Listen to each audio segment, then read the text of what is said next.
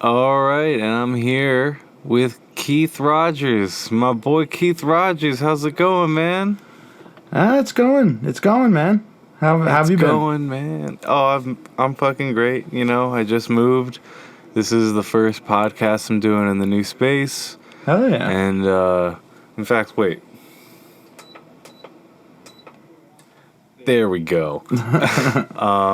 And I'm so fucking happy to have you on the show. I'm happy to be here, man. Happy to be here. There's so much to talk about with you. You're such a superstar. Nah, yeah, come on. Well, we have a lot of history together. For sure. Yeah, man. I like in my eyes, you're a fucking superstar, my dude. You got some great fucking legacy behind you that I'm like, oh man, like, cause I was just listening to Sike for a second, just to like brush up on it, cause I heard it when you dropped the new album, but I was just trying to listen again, and I was just like, oh yeah, fucking Ringtail. So I like went back to Ringtail super quick, and I was like, oh yeah, fucking UFO. Oh my god, like what a fucking powerhouse of a musician. like, don't build me up too much now. Not to butter you up, I just want to introduce it a little with some energy, you know, because I'm really happy to have you on. And now you got this amazing band, Goings, and yes. Again, I was just listening to the album, and I got that on vinyl. That shit is so beautiful, and wow, what a great. Like, I was just thinking really quick, just to, because I don't want to talk too much about Goings, because I kind of want to have you all on the show. Sure. Oh yeah. Oh yeah. But, that'd be great. I just thought it was so awesome because I feel like we were listening to bands that you sound like now, like, in, you know, just like that caliber of like complexity and amazingness.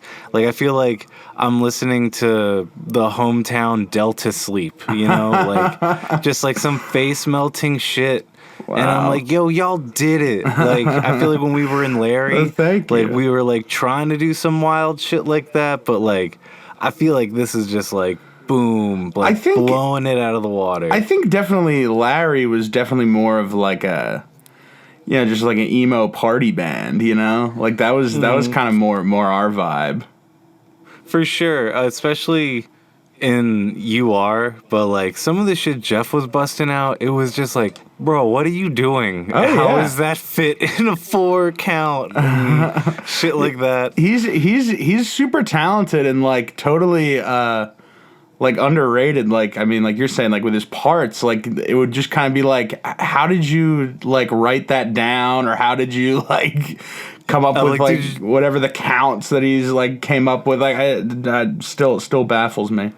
I feel like he was writing in like sample sense, you know, it just like fit the time. That's all that mattered. Like, not even like where the notes landed. It was like this crazy thing. And it just started and ended at this point, and you just have to fill that beat in yourself. Yeah, that was crazy. Yeah, definitely. Just like, just like one of the smartest guys that I know, for sure, Jeff, and just full of raw talent. That guy. Yeah, especially now, like, holy fuck, like he's getting his like master's and even higher degree in philosophy. He's like gonna be the Neil deGrasse of philosophy. Something like that. Oh man, I'm like, you gotta have a TikTok and just talk about random shit that you're learning, man. Anytime I would just hang out with him for a second, I'd be like, what you working on? And he just like says a couple sentences, and I'm like, that just blew my mind. I don't know. Man. I love him though. Yeah, dude. So let's start off the show like how I like to do, by having people on, like, because I want to know, or at least have it like documented, you know, of like how Keith became Keith. You know what I mean? Like, you have like a really awesome like knowledge base of music. I feel like when we were in Larry and just like hanging out every day, I remember I could just bounce any artist off you, and you were like, yeah, they're fucking sick, this song. And I'm like, yes, that song. And I mean, I just- like more yeah. like playing wise, or like what what got me into music, or like Yeah, just like what got you into music. Like I used to listen to like metal and like the most randomest shit growing up. And, you know, like now my favorite genre is ambient, you know, like I just love hearing people's journeys with music and like what was like your first like, oh shit, this song or like this band, like this guy's voice is like wowza. Like I gotta buy this album or whatever, you know? Like can you pinpoint any of Yeah. those crazy moments? Well, you know, it's kind of my music taste now is kind of like all over the place, but I think like trying to describe like my I was in very many like modes throughout like my childhood. Yeah, I feel like a lot of people had that. Yeah, like different like phases almost. I mean, I was brought up, you know, really young age on just like 60s pop rock, you know, Beatles, Birds, Monkeys, basically any the Animal band. And like from birth, and I would, you know, I would sing to the records like from, you know, when I was like 3 years old, like 3 or 4 years nice. old, like reciting like Beatles lyrics and stuff like that. And like you knew like it's like this is the Beatles and like this is the Monkeys and Yeah. Yeah, Cool. that was definitely like my entryway into that. I mean, my dad would always be playing records. Very like musical family. And then kind of like what made me first want to play. My dad would always have like these like old like VHS tapes of like, you know. The Beatles or like the Turtles, or like the like Rolling Stones, like playing on like the Ed Sullivan Show or like Hullabaloo or Shindig, like these old like 60s like variety shows. Yeah. And I watched this band the Turtles, and their drummer Johnny Barbada. He later went on to like drum in like Crosby, Stills, Nash and Young, Jefferson Starship, but it's this super simple song that he's playing. I think it might be on Shindig. I'm not totally sure what the show was, but it's such a simple beat, but with every movement he twirled a stick and put it back down again, and would twirl another stick, and like just made like the most simple thing. Like, have you ever seen that YouTube video like that was super big? The drummer at the wrong gig. Yeah, or like whatever. drummer. Like he was like the real like guy in a band version of that. Like he That's was crazy. you should look up videos of him now because it is pretty remarkable like what he would do to these, you know, simple 4/4 like rock and roll like pop songs from the sick, just like was twirling a stick, putting him underneath his arm, taking him back out again to play, like just like the wildest stuff. And that was when I got my first snare drum. It was when I was like 4 or 5. Oh shit. And then my first kit when I was about 6, and I started getting lessons right from then. Damn, dude, nice. Yeah. So it's Word. been a while. Damn, that's a long journey, man.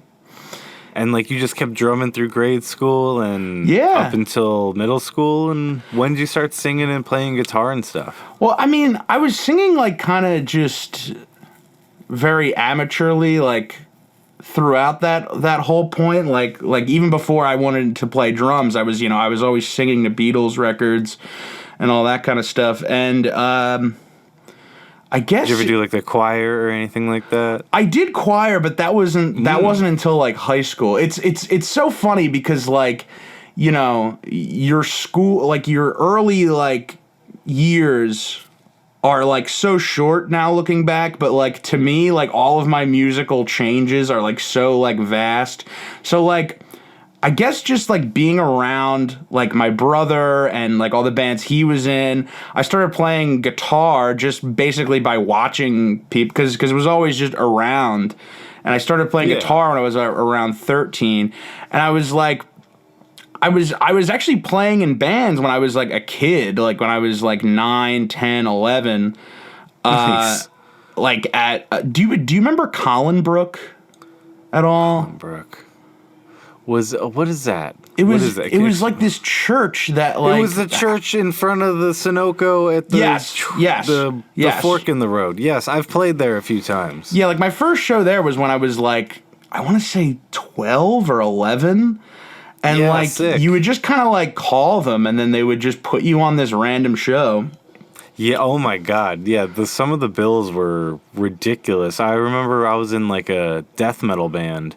I was like 13 or so, and every time we'd show up, it would be like some just like band, rock and roll band, and then it would be like us, and then it would be like some crazy math rock face melting band, and then in between they'd be like, "All right, we just want to talk about God real quick." And it's just like, whoa, what the fuck? I'm pretty we just sure sang about my death. first. I'm pretty sure my first show there it was my band. We were called WSI, and it was me and my buddy Kyle, who is in Going or is on the album that Goings did. Funny enough. And, Wow. like we played, just like Blink-182 worship music and like Green Day worship music, like whatever. So like by that point in my life, like I'm 12, I'm like kind of more into like punk now. Like that was kind of like my punk phase. And I kind of like left all that like cheesy like 60s pop stuff behind. And that was around when I started playing guitar, like I said, like when I was 13, so I started playing that a little more. I sung in that band, but I mean, it wasn't because I thought I was like a very good singer. I think it was just because I had like the courage to like to do it. Yeah, like it was like everyone else in the band's like, well, I don't want to do it, so like I would just be like, all right, well, I'll sing. A lot of people were. I feel like back then when you first learn an instrument too, like doing like the singing and playing aspect is like a really like that's a hurdle. Like once you like start doing it, then it's like, okay, we can do both of these things at once. What's I feel like it's like scary. Funny though is like that wasn't really like a thing for me as much until I started playing guitar. Then it was like when it was like a new instrument for me, then it was like really, really hard. But like playing drums and singing really came natural to me. Oh yes. I totally understand that. I used to try to do backup vocals while singing and playing drums, and like I could do like a verse or two. I feel like because it's so like fucking hands on the beat, like there's no way you're gonna be off. Like you're basically singing to the drums.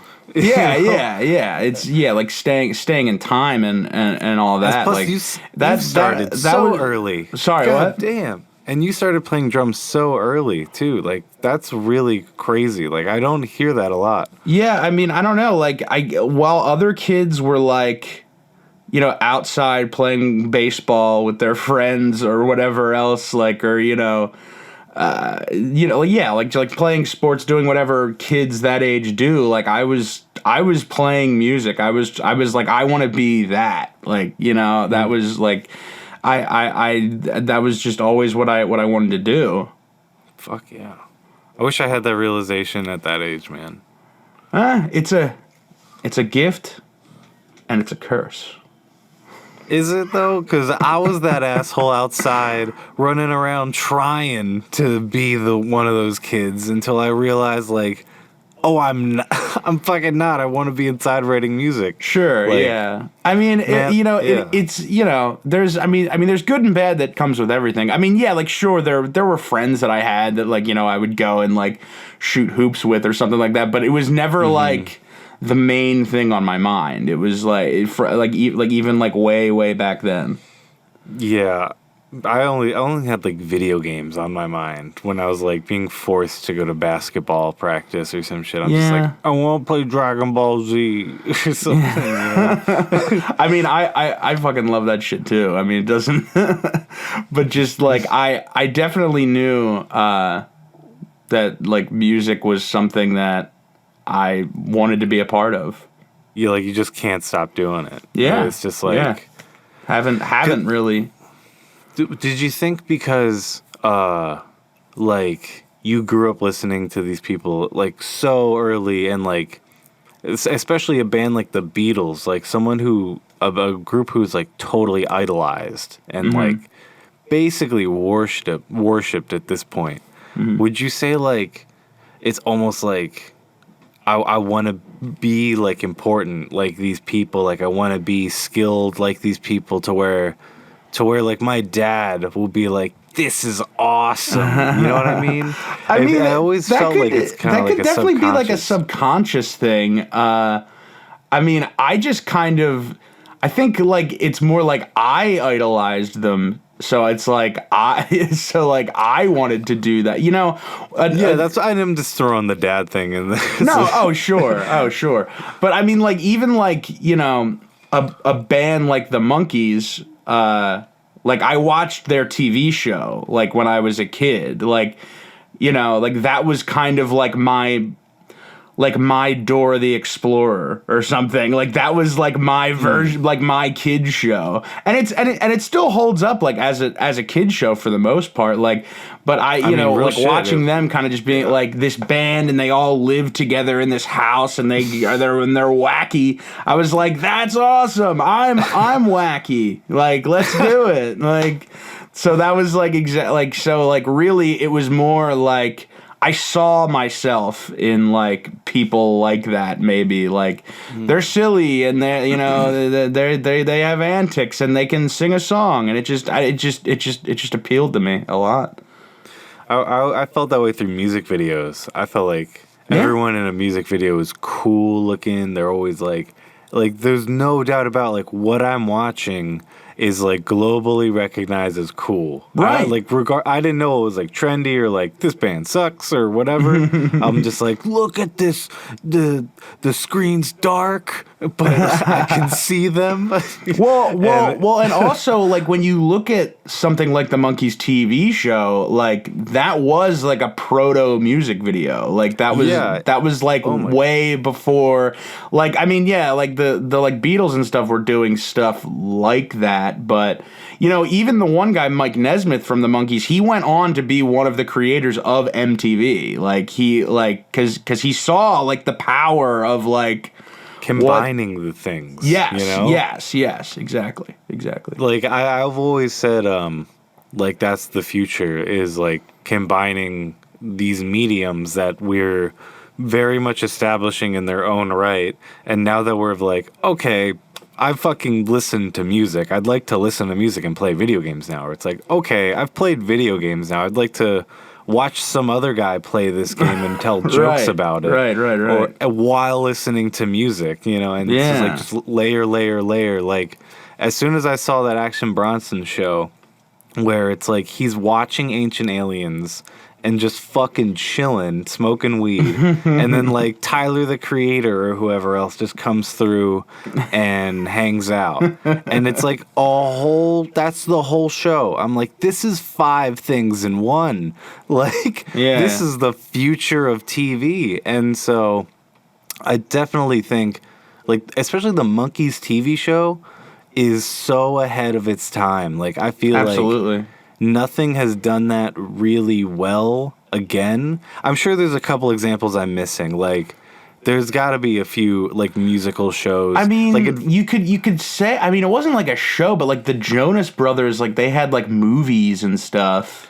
I mean, like, Big Time Rush. Do you remember? That's like, what I'm saying. Like, those are, like, take them or leave them, like, however you want to. Like, you could do the High School Musicals. You could say, fuck, what's the Naked Brothers band? Oh, sure. You know? Yeah.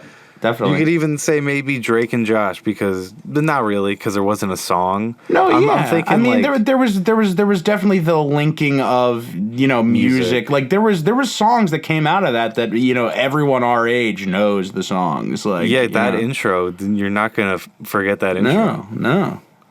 But like so they had a song every episode in the Monkees show, right? That's how they would do it. At least one song, right? Or were there multiple songs? Some episodes had multiple. Some of them just had one.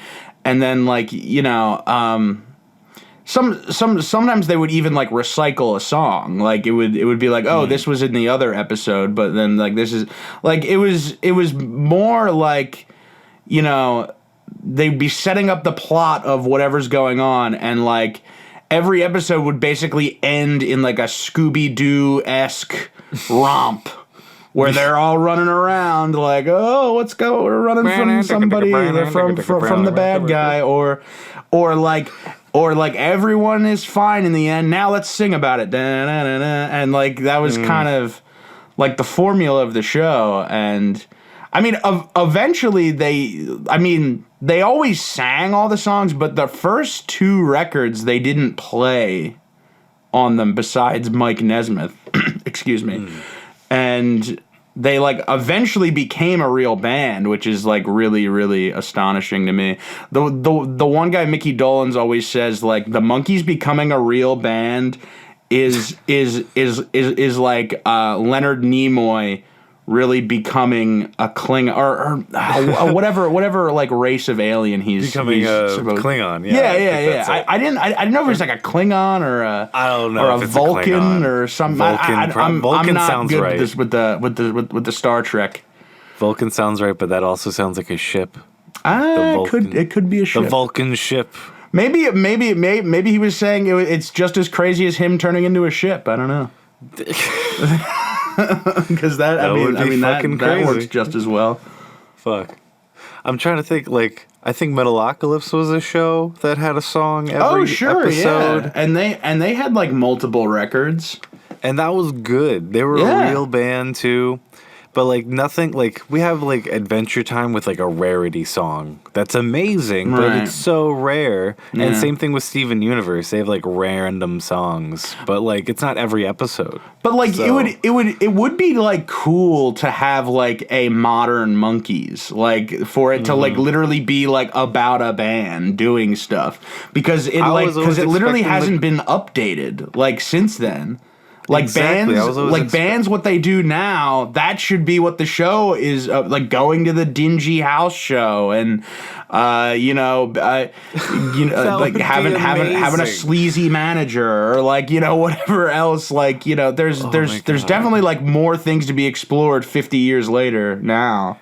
A basement show band would be sick. Yeah. Oh my God. But, like, that's what I thought the Gorillaz were always going to do. Like, no pun intended with it being, like, Gorillaz Monkees. There's a connection. It's right there. Like, why didn't they just do that? Like, well, that's also, like, the dude from Blur, so it's, like, kind of just, like, whatever he kind of feels like doing. Like, it's, like, does he feel like making an entire show? I mean, I don't know why he wouldn't. But actually, do you know the story of why they're called the Gorillaz? No, I do not. So, the dude from Blur, I'm such an asshole for not knowing his name, but he like Mr. So Blur, Mike Blur and Oasis had like a big like beef in the 90s. Like who is like the better like British band or whatever. And somebody asked Liam Gallagher from Oasis, if you had to pick out of you and Blur, who's the Beatles and who's the Rolling Stones? And Liam Gallagher said some shit like, yeah, fuck them. We're the Stones and the Beatles. Blur's the fucking Monkees. And so then I guess he like took that to heart and he called his next project The Gorillaz, spelled wrong, like Monkees is spelled wrong because Monkees is spelled wrong because the Beatles is spelled wrong. So it's all just like an interconnected thing. So ever since I knew that, I was like I like the Gorillaz a lot more. Wow, because damn, I was really about to do a little tidbit that might make you like them a little less. Like, that's really cool, because I always like origins of things. But I heard like a terrible story about their like Gorillaz festival in California. It was like this super like limited edition like festival, quote unquote, where like you got this merch that was like you could only get there apparently, and the Gorillaz would play, and like you couldn't bring anything in. Like, you couldn't bring cigarettes in, you couldn't bring vapes in, you couldn't do anything there. You wait in a 2-hour line to get merch you can buy online, but you're buying it there for twice the price. And then Gorillas play at like 10 or 8 or some shit, and it's just like there's no food there. There's like one thing of food. They were the only people in. that played. They were the only act that played. I think so. Maybe there was an opener, but that's crazy. So it's like a semi-Fire Fest type situation. I heard it was just so garbage and just so nothing and like over security and shit that it was just like the lamest event ever to any of their fans that were like, oh my god, this is like a Gorillaz fest. Like, I'm literally only going here for the Gorillaz. And it was just like a giant fuck you, like, not well put together fest. And it's a bummer because last time I saw them, it was wild. They had like the choir and everything for the new album and stuff. It was really cool. Well, you know what? Never mind. Fuck the Gorillaz. I'd say it's middle of the road. Oh, man. Yeah. Fuck. So, let's keep going really quick. I want to talk about Sike really quick. Okay. So, what's your whole, like, dealio with Sike the Cyclist? It's a really cool project. Like, the latest album, Replay Days, was really cool. Fucking, it kind of changed away from when I first heard your earlier stuff.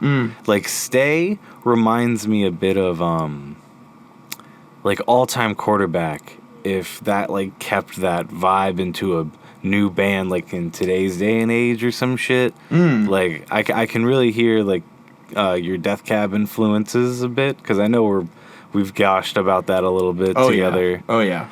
And, yeah, it's just some really cool songs. And do you want to tell me a little bit about Replay Days? Sure. I mean, the album kind of started just out of an influx of inspiration that I got when the pandemic first hit, and I was shut down. I was out of work for 3.5 months, 4 months, and damn, kind of like right away I put out the song "Going for a Ride." I think like a week in or something like that.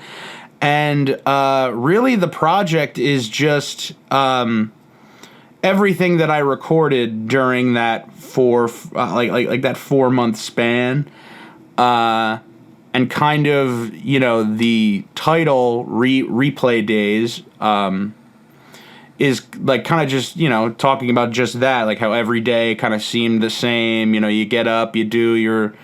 You take your shower, you go for your walk, you come back home, you eat something, you go to bed, and you kind of do it all over again. And definitely felt that in the pandemic. Yeah, I mean, it was just kind of like the only real feeling that I was feeling.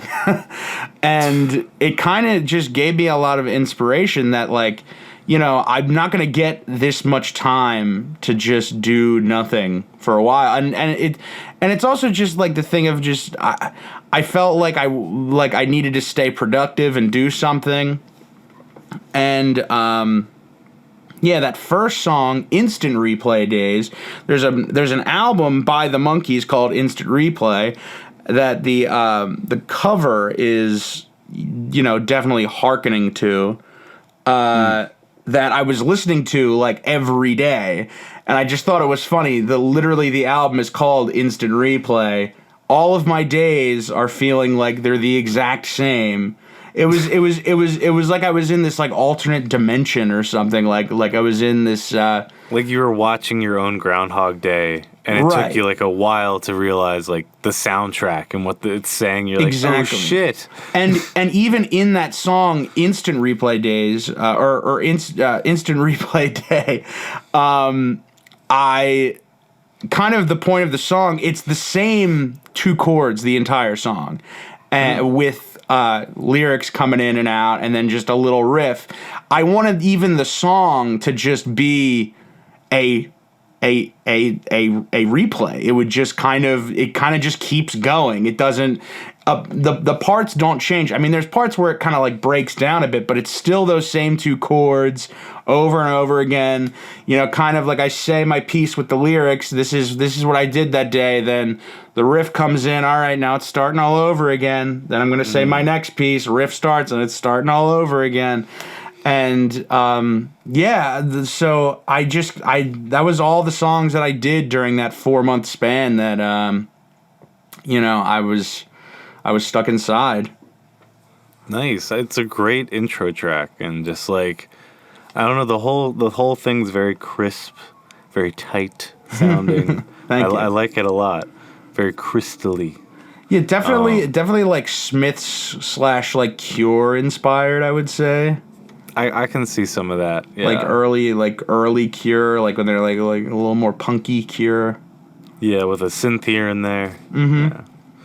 Yeah. When I really like that style of Cure. Like, I think I played fucking Boys Don't Cry on Rocksmith like 1,000,000 times because I was just like, I don't want to continue this game, and this is this is fun. That record is really, really, really good. That's like that one's like so underrated in my opinion. I think so too. What other records would you say are underrated? Are underrated. You know what? Anyone's even listening to? That's kind of funny because like that's sort of like been my thing lately. Has been like records by bands that are bigger, but like that you don't really hear about. That was kind of what drew me to that Monkees album, Instant Replay, is that it's not one that people talk about. Like, this is like the TV show had ended. They were like, I love bands in their quote unquote like washed up periods. Like that's what I love. Like, see, it's so funny that you asked me this question. I have this album right here. Beach Boys' Friends. This is from 1968. This is like their album 3 albums after Pet Sounds.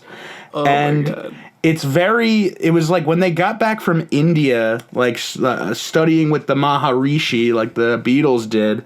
It's very just airy pop songs. Like, you can kind of just put it on and just like lay there and just like there's no bad bone in its body. So Beach Boys' Friends, and it's Black Sabbath, Technical Ecstasy. I think this is very, very underrated as well. This is so funny that you asked me because I have like all these records that I've been listening to lately. That's like, amazing. Underrated records are like what I would rather like. I would rather listen to Beatles for Sale like over Sgt. Pepper, because no one talks about Beatles for Sale. Or, I mean, that's not their washed up here. That was like when they were like kind of high, but like records that people don't talk about are like that's what I like. That's like my thing. That's what else? So funny. I feel like most people go the opposite way and like check out I want to hear their first record, or at least I'm always like, I want to hear their first record and how they progressed to like where they are now. You're like, no, I want to see their like last laughs. I want to see them at their worst. Yeah. And see if it's still worth listening to.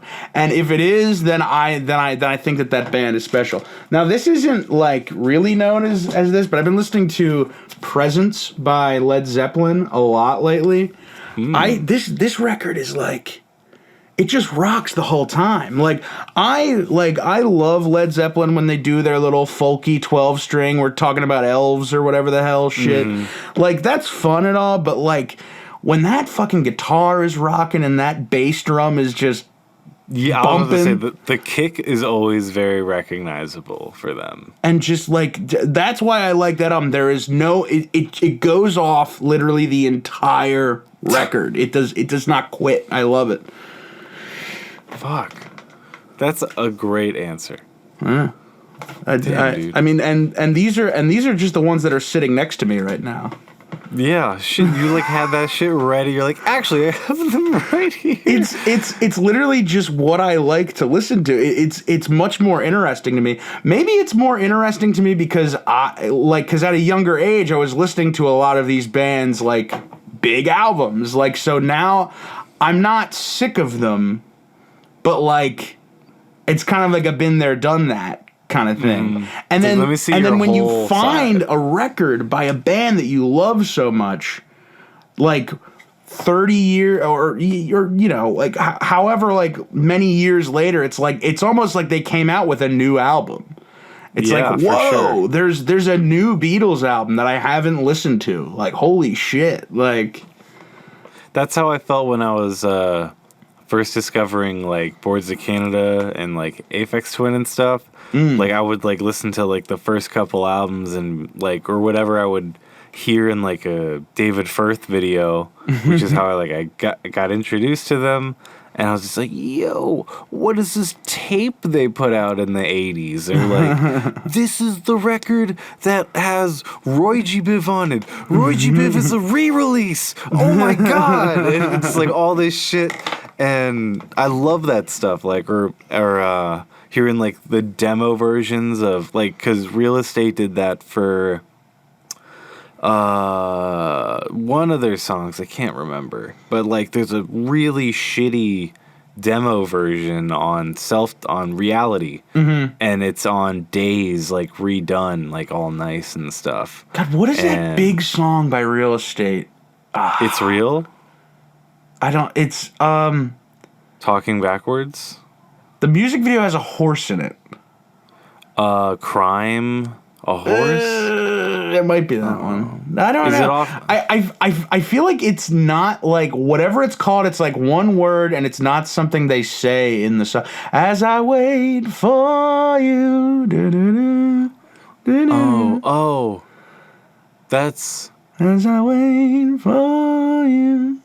Oh my God. I love that song. I'm going to Google it. You have to. As I wait for Yeah, you Google it as I think Yes. about it. Fuck. There was a point where I would not listen to that song every day. They have a song that I really don't like. Is it is it Darling? Is that it? Hold on. I'm gonna Yes. I'm gonna I play think it that's off. it. Yes, it is. Yeah, it is All right, Darling. good. That's the new one. That's from In Mind. That's new. Yeah. Yeah, that's from In Mind. Yeah, that's newer. Oh, new. Okay, yeah. I was gonna say like I can't be like have they not dropped put out another something in a while? They just dropped another EP. Oh shit. I'll have It's to pretty check that out. good. It sounds like they're taking a step back. Like In Mind, they got a little weird, which was cool, and then they took another step in some other record that was cool. It had like strings on it and shit. But I kind of didn't even listen to it because it was like, this is a little out there, and I don't know. But then they dropped another EP, and it sounds like their old shit, which is great. Oh hell yeah. But there's a song on Atlas or something that played a million times, and like there's a music video where it's like That's the song I'm talking about. Oh, I hate that song. Darling, the garden impatiently. That's as Stained I Glass. wait for- That's the same song. No, it's not. Yes, it is. I don't think so. The glass in pictures that hangs upon a front porch. No, that's the verse. No. So Real Estate's very similar in all their songs. No, I'm talking about this. Do they do that? Like,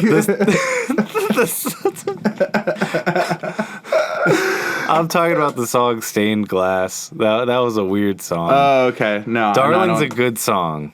Okay, good. That's a cool hit. But like they had like a music video where you can like change like what's happening in the music video. It was really like interactive and cool. Oh, that's sick. It wasn't like that interactive, but like you could change your viewpoint. And it would all go along to the song. It was really neat. But as I was playing with it, I just realized more and more like I can't stand this fucking song. Like this is so cool. Oh my God, I can't even stay here anymore though. Like what am I doing? Well, like maybe that's why they wanted to make it more interactive because like the song wasn't very good. So like they're like, all right, well like if we make this like if we like throw a this music game. video on it and we do all this shit, People will love it. Trust me. it's gotta work. It's come on, we gotta do it. It's called aesthetics. Okay, this is what you need to do. Make it a video game. Oh my god, that's definitely that's actually a thing going. I was telling you about that the other day. Like I'm getting my one album onto a Game Boy Advance release. That's like a new thing. That's so on funny. Bandcamp. Dude, I can't believe this shit like on Bandcamp. That's my type of digging. Like there's so many artists online anymore. Like if there's a cool enough theme and like album cover, and I press play on the first song on Bandcamp and like I like it immediately, then I'll just buy the fucking tape and listen to it. Oh man, there is this new it's kind of like an offshoot of vaporwave that I wanted to ask you about. I was watching this YouTube video about it. Mallsoft, Slush Wave. No. Signal Wave. It's like maybe you wouldn't consider it an offshoot, but it's called like dark wave or like black wave or something. Dark wave is a thing, yeah. That Dark was wave. like that. Like some of that stuff is like spooky, but like good, but good spooky. Yeah, dark wave is like actually a lot of stuff today is kind of like smells like dark wave. I wouldn't say taste or feels, but it's kind of leaning on that. Yeah. Like darker, fucking grimy bass, like coming at you and shit, and like these just like, oh, I'm gonna die sounds, like with all these new super cool, aggressive, experimental rap artists and stuff. Yeah. Like I feel like that's definitely getting more popular as a thing. I'm surprised you're checking out Darkwave. I'm not a fan, but it's an interesting genre. I don't know like how it like you know the endless wormhole of YouTube recommended videos. Like there was this guy talking about it, and like the picture I guess just looked like really like cool, and then like he showed me like this album like where it sounds like you're being like followed by a ghost through like a hallway, and then at the very end of the album it's like he's got you, and then like there's this other one like it's just crazy. You gotta send me that album. What album is that? I don't remember because it was just like one night I was getting really but I had it in the back of my mind. I was like, I need to ask Paul about what this music is because he would know. God. Like, do you remember what the video was called? At least the video. Holy shit, what? that sounds... What was the video called? Oh, yeah, that you know sounds what? so cool. I could definitely find it on my YouTube. The history, but it was dude. It was really really cool. I think you would like it. I think you would like this or the stuff that I was finding. Oh my god, like that! I love shit like that. Recently, I've been getting into like the Caretakers album. Have you heard about those? Like the Dementia albums? No. Oh, bro, those are like heart wrenching and like tormenting all at the same time. Like, dude, yeah, that was kind of like the one that I found. It's like you're like it's basically like saying that you're like a person that's in a coma. But then you're walking through like a hospital that like it's so crazy. I love shit like that. Oh, you gotta send me that. Fuck. I gotta find the video because he shows all these albums and like the links to all of them. I feel like such an ass like talking about it and not knowing the artists names. Or anything like that. See if you can pull up the video and we can do some name drops. Oh, okay, yeah, you know what? I'll find it real quick. And I'll ramble for a second. Have you heard of the Backrooms? No. That's like something really fucking cool you might be into. It's like just like another like internet, like you can play along if you want to. Like I would say it's some sort of role playing where, so it's like this make believe place where if like clip in reality, like in a real game, like a video game, where if like you go up to like a corner and like you hit the attack button a million times, you like go through the wall and like fall and through the game. So like if you do that in real life, you end up in the back rooms, and it's basically just like an infinite hallways and corners and of like creepy old empty offices and shit. It's really like liminal space, ominous shit, and the Reddit for it is so fun and it's so wacky. Like people will post like day whatever the fuck in the back rooms and like just pictures of real life, that looks like they're in the back rooms, and it's so cool. There's so much lore to it. There's a lot of dumbass lore to it, but I think it's funny how like everyone can just add their own thing. Like one of the other offshoots about the thing that I'm talking about is like that there's some like where it's like the cover will be like some kind of like outdoorsy, like VHS photo, and like it's kind of supposed to like put you in this kind of like God, like what's the like transcendentalist type like space where you're like appreciating the land, or it's some I can't find this video. It's pissing me off. Was it Dark Wave? Was it called something else? See, like, and I watched this so long ago too that like I feel like going to my history might like be like all for nothing. I think you can search in your history. Oh shit! Maybe okay. Hold on. But Paul, if you think it's Paul teaches Keith how to use YouTube. I'll put like that in the description, plus a little YouTube tutorial. Towards the end. Manage all history, clear. Don't clear it. I just cleared it. No, I'm kidding.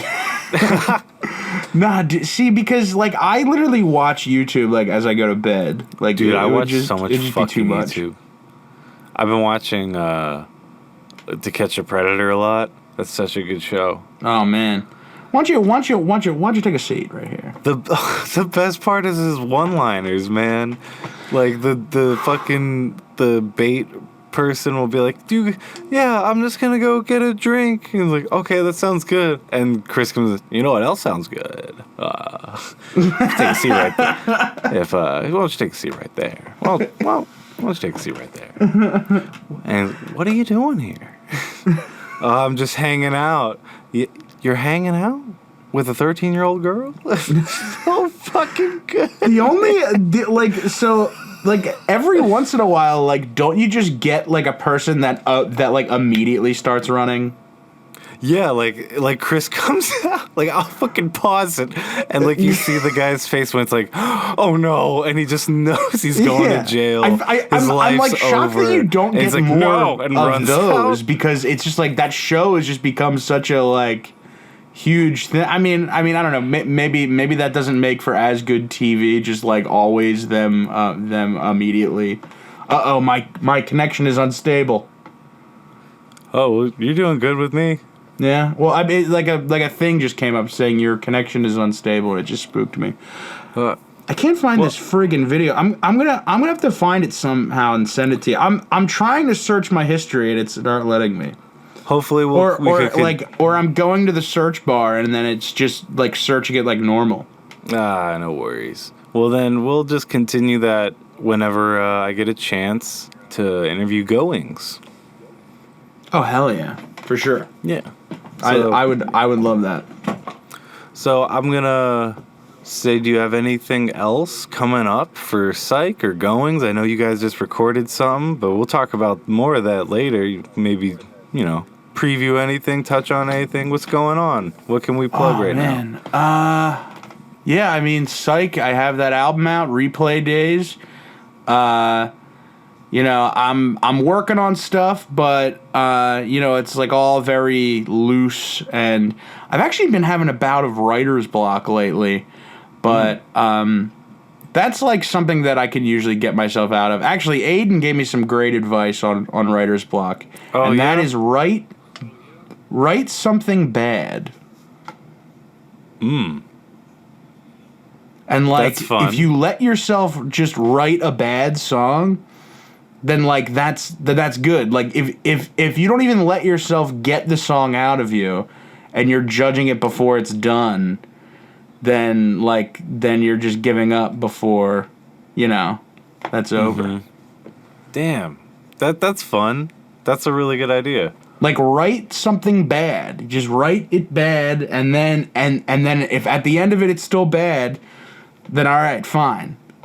So I've been trying to write bad songs lately. Wow, that's actually that speaks to me a lot, because I feel like I do sit down and like write terrible songs sometimes, and I close out of the program. It's like, do you want to save your progress? I'm like, don't you even fucking ask me that, and just like close out of everything. And but then I'm like, okay, that's over now. You know, it's like I feel like if that was next in line for my brain to puke out this terrible song, and that's why I've been feeling, I don't know if I want to write, then it's just like, okay, cool. And then the next thing is up in line, and that piece of shit's gone and deleted, and here we go with the next tune. You know what I mean? Yeah, I mean, it's just writer's block to me, excuse me, now is much different to me than it was before. Because, like, before, I would just kind of write songs on guitar, and then that'd be it. Now, having, like, my laptop and, like, an entire orchestra of sounds at my disposal, like, my writer's block is, like, much different than it used to be. Because now, like, writing a song is just, like, a completely different ball game now. Too many flavors. Yeah, maybe. I don't know. But yeah, I feel that way a lot. Anyway, I mean, yeah, just nothing else to plug but the album. Well, that's fucking sick, and I'm glad to hear more shit's on the way. Hell yeah. Yeah. I'll hopefully get in contact with you guys, and we can set up a call to get everyone together and get something going for Definitely. goings too. It'd be a nice part 2. Yeah, for sure. Thanks for having me on here. Keith, I can't thank you enough for being on here, man. You're thebomb.com. Oh, thanks. Yeah. Thanks so much again. We gotta talk about Larry more next time. Oh yeah, for sure. I would love to have you on for a second time. Like brushed over it. We just had a whole hour pass for, like, we had a good talk, man. So I'd love to have another one of these for sure. That was fucking great. Yeah. All right, dude. All right, man. See you later. Later.